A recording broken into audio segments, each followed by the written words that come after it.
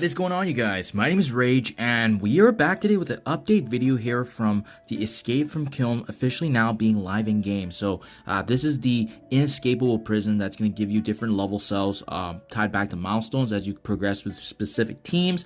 And this is going to be the first time that we actually utilize a 3-character team based on the cells requirements. So I have actually had a chance now to go through it. As you can see, the event's going on for the next 9 days, 21 hours. And this is as I suspected, right? I knew that the main bottleneck would likely be this Hero Tech Gear Tier 17, just because the majority of my Pegasus team is actually sitting at Gear Tier 15, and I just haven't built them up. So I'll see what that's going to look like in the next 9 days. But guys, in the meantime, overall, difficulty has been pretty good. At the end of this video, I'll attach some of the gameplay footage when I felt that the difficulties did start ramping up, but overall felt very, very good. I would say most folks should be able to get through all the way to cell 19. It's really the start of cell 20 here where you see that they start requiring gear tier requirements. So you can see Spider-Verse Tech, Spider-Verse Skill, Gear Tier 15. This is where it starts ramping up in difficulty. And then it's interesting. Global Mystic is actually a really good category, so the difficulty actually got toned down a bit for the next 3 cells.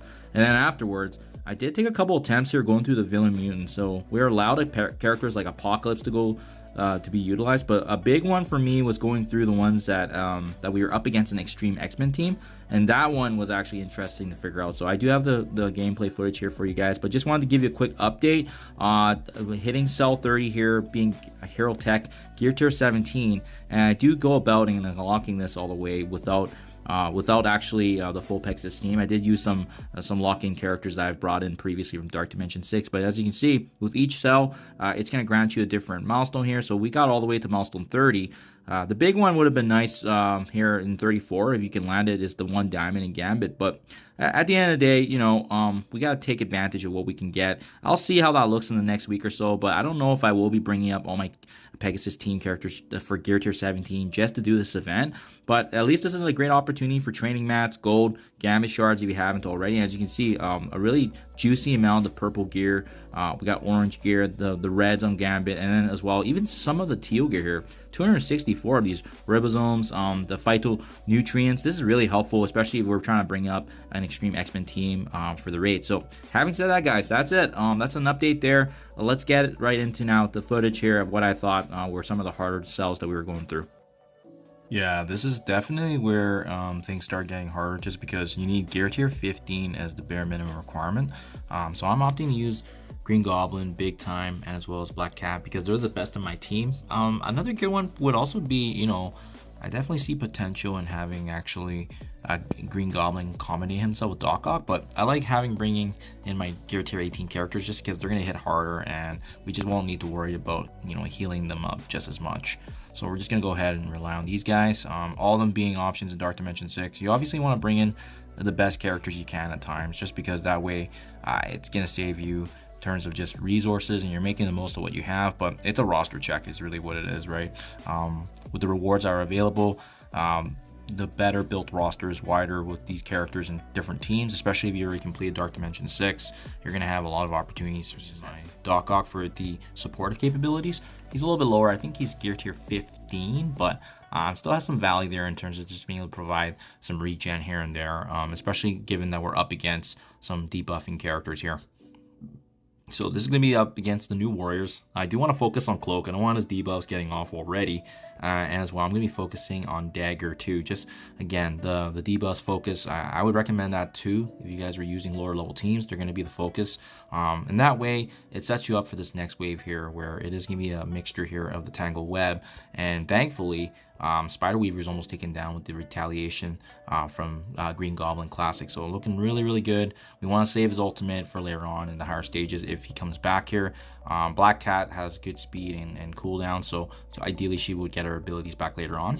It's going to be interesting if this event does come back, because I am enjoying it. It's nice to see the theory crafting aspects of it. So far, liking where this team is going. The Superior 6 characters are nice because, Doc Ock can also summon, gives us regen, and again, the opportunity here to take advantage of that 2-piece with Black Cat providing some really good damage. So, ideally, we should just focus on Morgan Le Fay. I'm going to activate the ultimate on her. Just that way we can take down her turn meter there. But these characters are higher level, so we do want to be mindful of taking them down ASAP. Agatha, activating her powerful ultimate, but not going to do much without Morgan Le Fay now that we've taken down the key target. And that was a good reason to do so, because you'll see that in this next wave, it spawns the other members of Darkhold. So definitely, I wasn't aware of it, but something that you might want to be mindful of if you're planning to obviously focus on a specific enemy at the beginning. Morgan Le Fay was a good target for that. So Retaliation and Green Goblin Classic, I'm loving what he's doing. He's just finishing off enemies slowly but surely.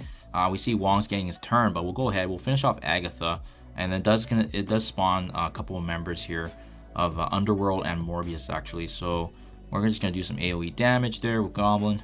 And again, we are being very, very mindful here of resources. I don't want Wong to get his taunt, so we're just gonna finish him off.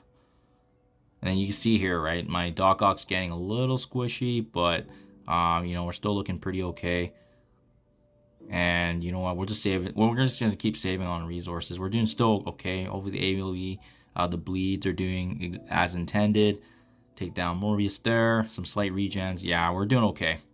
Yeah, it's going to be, you know, very, very similar to what we've seen in the Scourge and Legendary Trials, which is managing the cooldowns, building up energy again, and always thinking about the next node, and not using, you know, abilities too hastily if you know that you can actually clean up this remaining turn or wave with the abilities such as basic, but and also using the best characters that you have in your roster through. We're starting things off now with Global Mystic here, so I think a good one to combine here would actually be using characters like Quicksilver, but because my Agatha Harkness and Morgan Le Fay are actually better built, I do like the synergy here, and that way Agatha is going to be triggering Morgan Le Fay's abilities with the assisted attacks. We got Spider Weaver to do some really heavy hitting striker basic attacks there, so I think this is going to be a good mix here. We're up against a lot of you know, positive buff enemies here, so a good one to be utilizing is Morgan Le Fay's ultimate, just because it's a 4-turn cooldown, so we can definitely take advantage of that. Same with Spider Weaver. I love how she can just, you know, characters that can chain attack, taking multiple enemies down at the same time is going to be very, very valuable. And again, I'm probably not going to utilize Agatha Harkness's abilities just because of the fact that she's really there more as an assist mechanic and ensuring that, you know, Morgan Le Fay can actually get her abilities off. So we're going to target Mockingbird here just to get her out of the way. Even if they summon the clones, not a big deal. Spider Weaver gets hit here, but she's going to be getting more turn meter. And again, we have that assist mechanic that I was going for here. And that's really the key reason why you want to be bringing these two together. Even if you don't use their abilities, which you may not need to, right?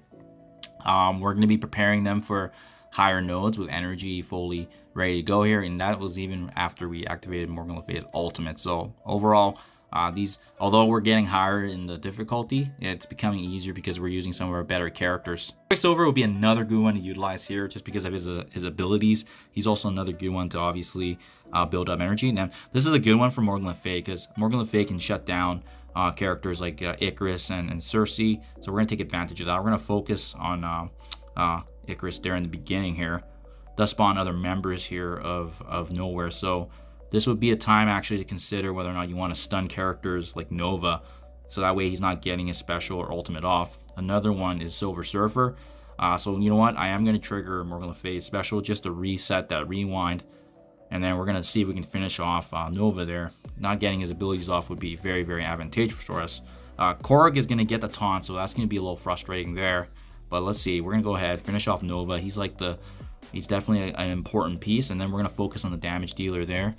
And then now at this point, it's just Silver Surfer and Cersei. So ideally, the next focus will be Surfer, and it should be smooth sailing. So thankfully, we do have obviously the level advantage on these guys. So that's going to be giving us a huge, you know, momentum boost here. But yeah, I could definitely see this one being a pain point if you have similar power levels to the characters that we're up against. Thankfully, most of my characters are 17 and 18 beyond, so you know, we're not having issues. But now, leaving Cersei for the very end is very good strategy because you can build up energy, and we're just biding our time and preserving our cooldowns in the next node. So here we go, finish it off. And again, loving the mechanic of having Agatha next to Morgan Le Fay because we can get her assisted attacks continually. So this is one where you do want them to be adjacent, obviously. You get the max value for that. See if that changes here. I don't suspect it, but we can always adjust accordingly, of course. So we are up against the Red Hulk. You know, this is one where I probably want to use my charges for Spider Weaver just to protect us a little bit.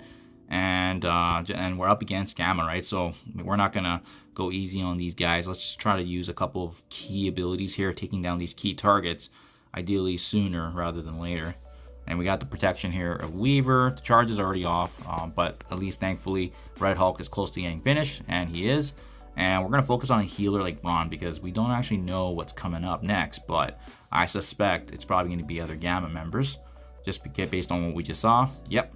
And actually a Kang as well. So he is one that ideally I would like to focus on. So I'm going to reset this. Just because he's a key target. He can definitely do some really critical damage here if we're not careful.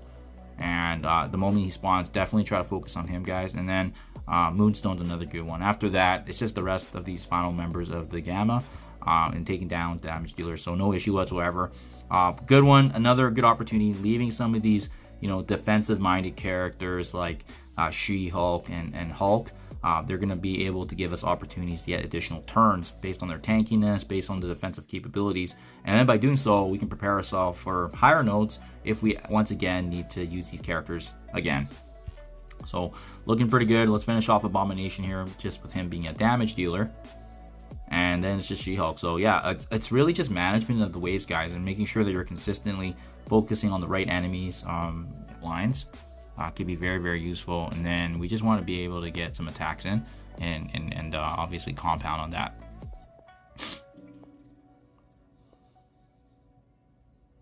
Yeah, it's because of this mixture, right? The synergy here of the new Avengers. But yeah, getting the blinds on them might be the answer we need.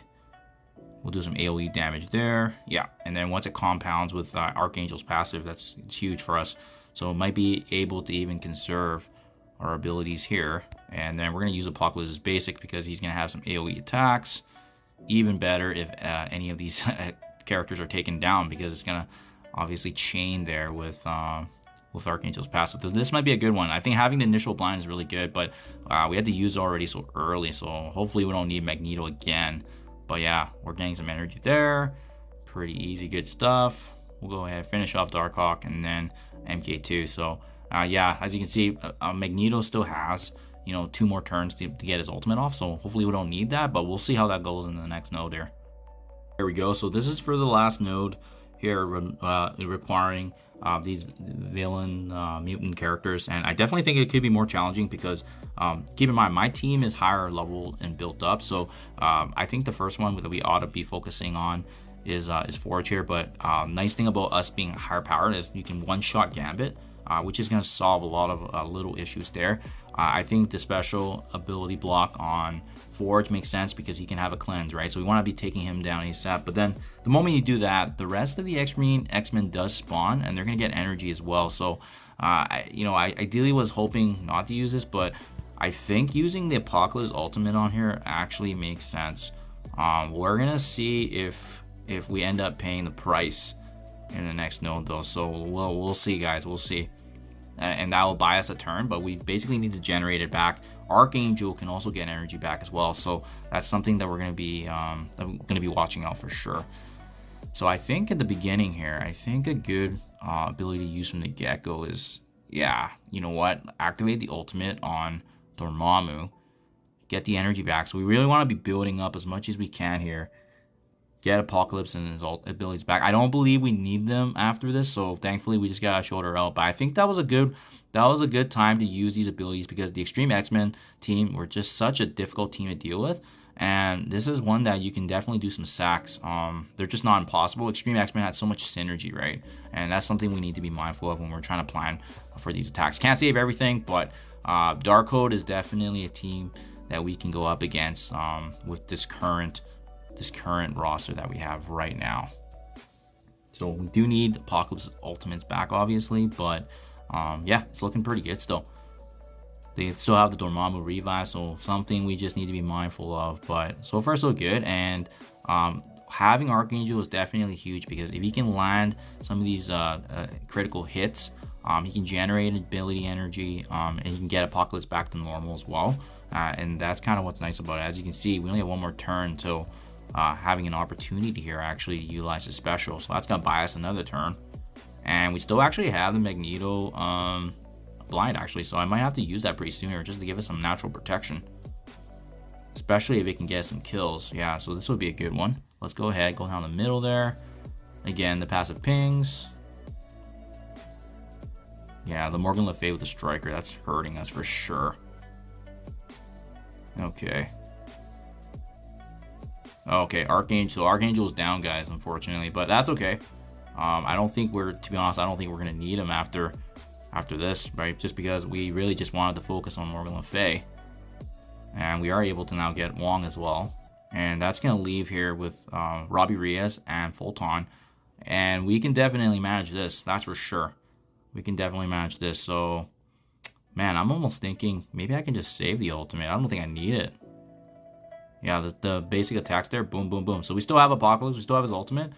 Fortunately, lost Archangel. But like I said, I don't think we need him again, unless we're thinking about the legendary nodes, but I wasn't planning on going to cells 35 and above anyway, so we might be actually good losing Archangel.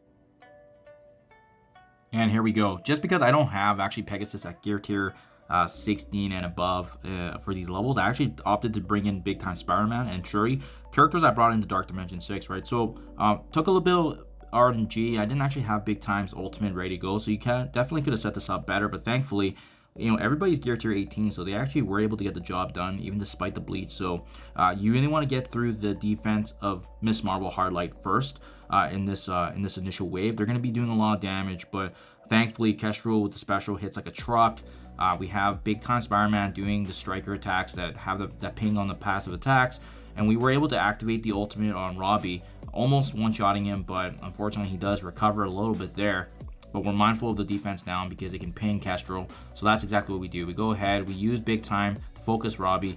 Finally, that takes him down. And then we can focus on Mr. Negative. That spawns finally this last wave here. Colleen Wing is the one to target just because she has those heal blocks, which can prevent us from obviously getting HP back. Shuri thankfully has an ultimate that can cleanse herself. So we're in a pretty good spot now at this point. You know, a couple of damage dealers taken out of the way. You know, with Kingpin and obviously Green Goblin and Jessica Jones, they're not going to be really too much of an issue. They're more of a supporting role, so you can take your time, build up energy. But yeah, we're in a really good position to actually wrap this up and prepare for the next node here. Just getting our energy back up, right? So obviously, it goes without saying, if you have Pegasus, they're going to be the go-to. It's also the reason why I can't get past, you know, cell level 30s because, you know, this is the best that these characters can do. And we got one more level after this.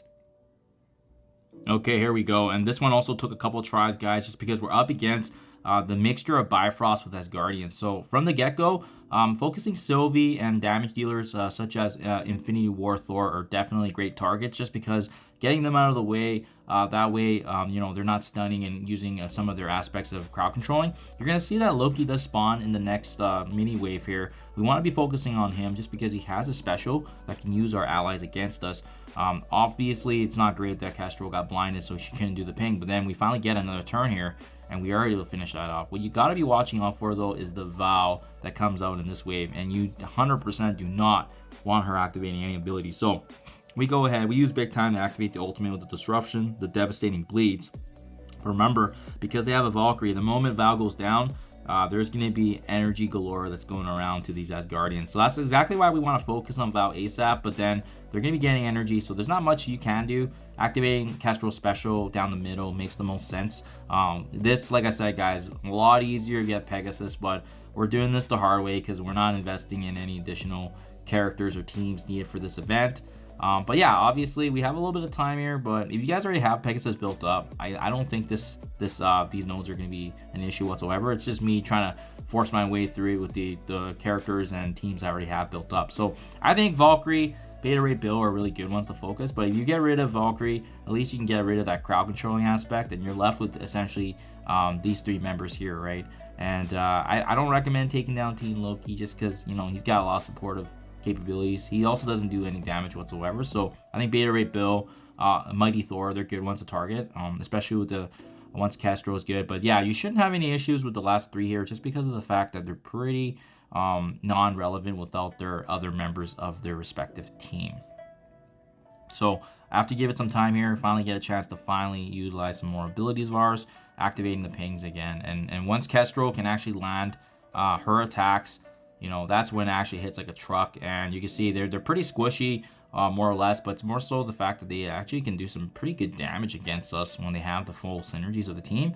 Otherwise, yeah, this concludes it, guys. This is the last and final cell here for what I was able to complete. Hopefully this helps you guys. Hopefully you're able to learn a thing or two, or this was able to help you get unstuck in a certain cell that you're looking at. But these are some of the harder ones.